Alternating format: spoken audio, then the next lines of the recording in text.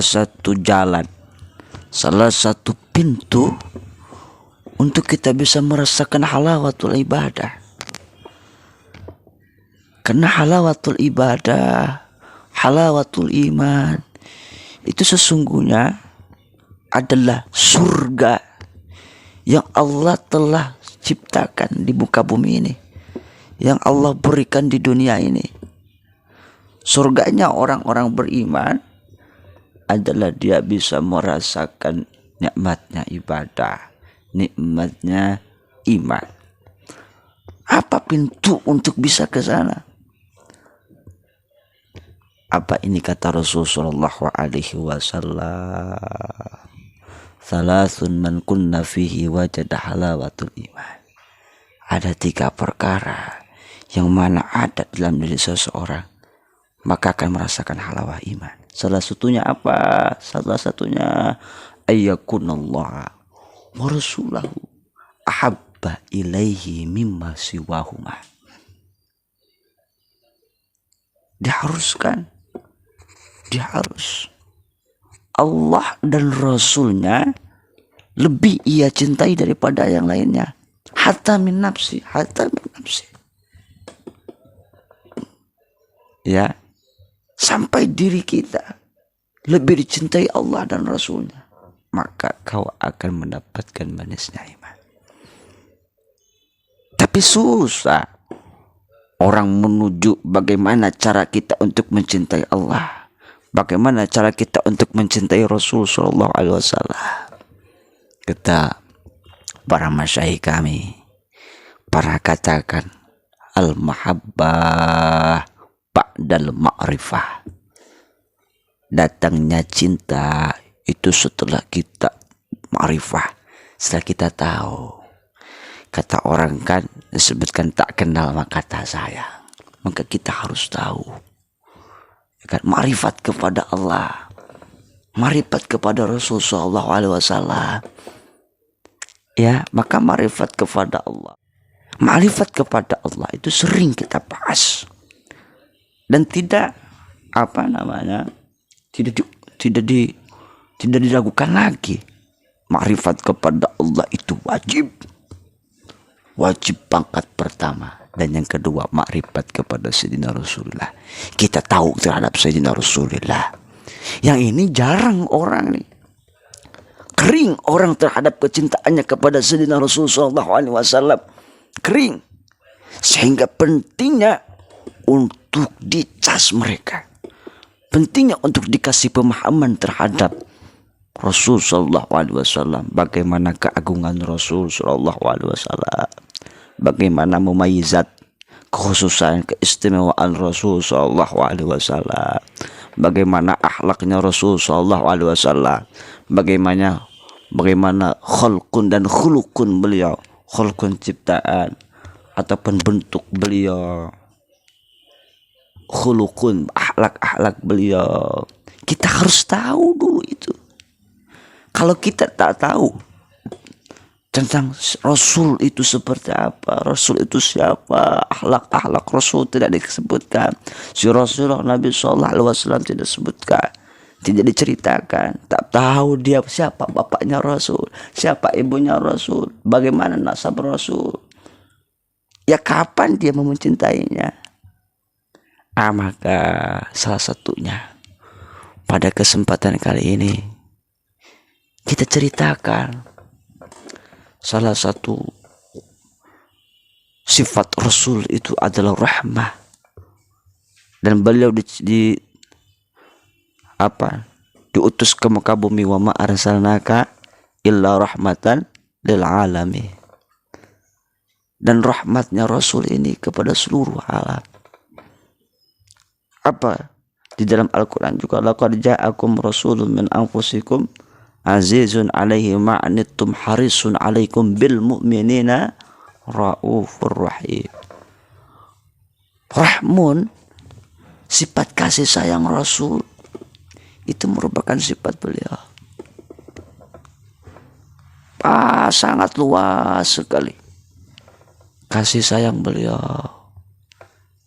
khususan kepada makhluk Allah, khususan kepada Allah, kepada makhluk Allah, dan terkhusus kepada umat Sayyidina wa Habibina wa Syafi'ina wa Maulana Muhammad sallallahu alaihi wasallam. Salah satu zahir daripada rahmatnya beliau, pernah beliau itu berdakwah kepada suatu kampung, suatu kota namanya Taif. Ya, beliau bermaksud ke sana adalah untuk berdakwah, mengajak orang ke jalan Allah, mengi'lakan kalimat Allah, ya kan, meninggikan tauhid Allah, meninggikan keagungan Allah. Apa yang terjadi di sana, beliau ditolak, sehingga di situ mereka malah apa yang terjadi, bukan dikasih susu, tapi dikasih apa? Dikasih racun. Maksudnya apa? Rasulullah SAW malah disakiti. Rasulullah SAW malah diperangi.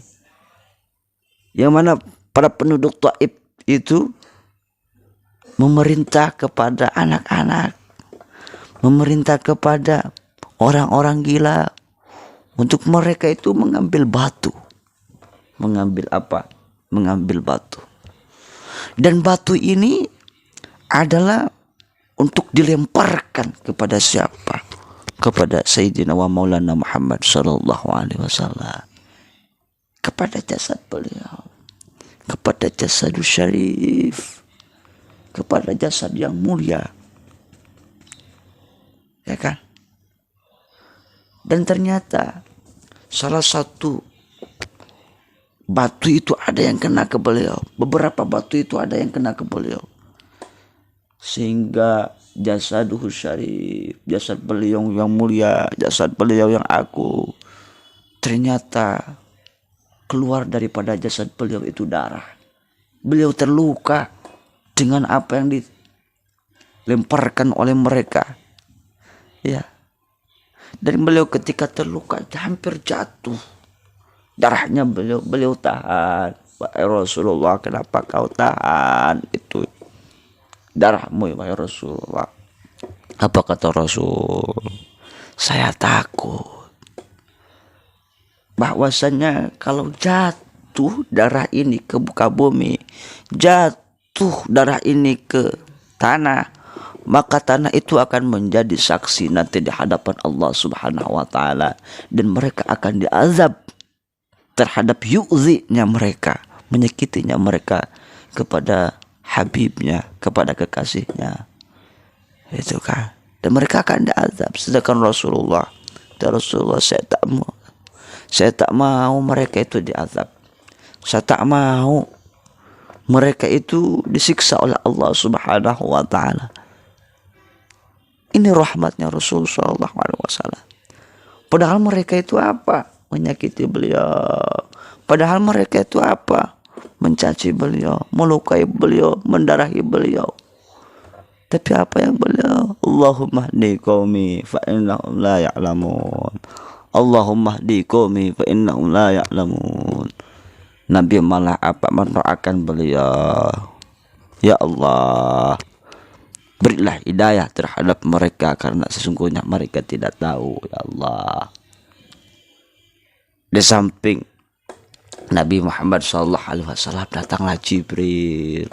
Jibril marah, Jibril, wahai Rasulullah, ya, kalau kau mau, itu gunung tuh, gunung besar sebelah kanan dan gunung besar juga di sebelah kiri. Kalau kau mau, kalau kau tak rela terhadap perlakuan mereka, mari kita ajrubkan, kubragen, cek bahasa Sunda namanya, ke mereka terhadap perlakuan yang mereka itu tidak sopan kepada wahai Rasulullah. Apa kata Rasulullah SAW? Jangan wahai Jibril, jangan wahai Jibril, ya kan?